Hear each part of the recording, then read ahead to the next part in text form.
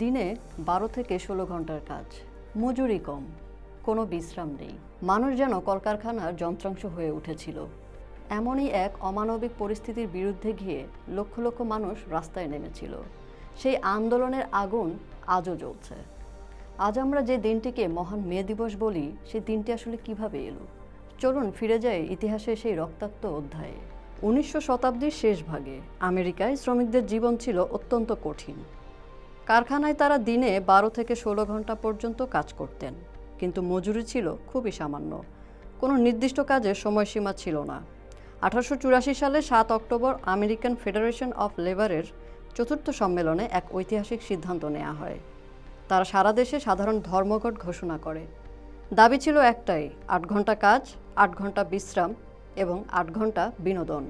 1886 সাল 1 মে শিকাগো সহ বিভিন্ন শহর থেকে প্রায় 5 লক্ষাধিক শ্রমিক রাস্তায় নেমে আসেন। তাদের দাবি একটাই, সরকার যেন 8 ঘন্টা কাজের সময় নির্ধারণ করে এবং অতিরিক্ত কাজের জন্য আলাদা মজুরির ব্যবস্থা করেন। 3 মে ম্যাককর্মিক হারভেস্টার কারখানার সামনে শ্রমিকরা প্রতিবাদ করলে পুলিশ গুলি চালায়। এতে 6 জন নিরীহ শ্রমিক নিহত হন। পরের দিন 4 মে 1886 শিকাগোর হে মার্কেট স্কোয়ারে পুলিশের গুলিতে নিহত শ্রমিকদের প্রতিবাদে বড় এক সভা অনুষ্ঠিত হয়। সভা চলাকালীন হঠাৎ একটি বোমা বিস্ফোরণ ঘটে। পুলিশ তখন নির্বিচারে গুলি চালায়। এই ঘটনায় অনেক শ্রমিক নিহত ও আহত হন। পরবর্তীতে এই ঘটনায় জড়িত থাকায় 8 জনকে গ্রেফতার করা হয় এবং তাদের মধ্যে 4 জনকেই ফাঁসির দণ্ড দেওয়া হয়। ঐতিহাসিকদের মতে সেই 4 জনই ছিলেন নির্দোষ। হেই মার্কেটের এই রক্তাক্ত ঘটনা শ্রমিক আন্দোলনের ইতিহাসে একটি অমর অধ্যায় হয়ে রয়েছে।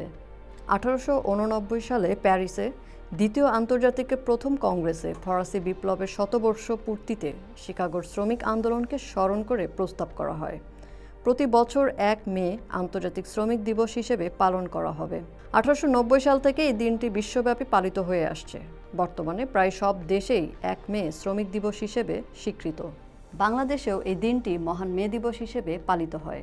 আজও যখন 1 মে আমরা ছুটি উপভোগ করি, তখন সেই শহীদ শ্রমিকদের আত্মত্যাগের কথা আমাদের স্মরণ করা উচিত। মে দিবস শুধু একটি ছুটির দিন নয়, এটি শ্রমিকদের অধিকার আদায়ের, ন্যায্য মজুরি এবং মর্যাদার লড়াইয়ের প্রতীক।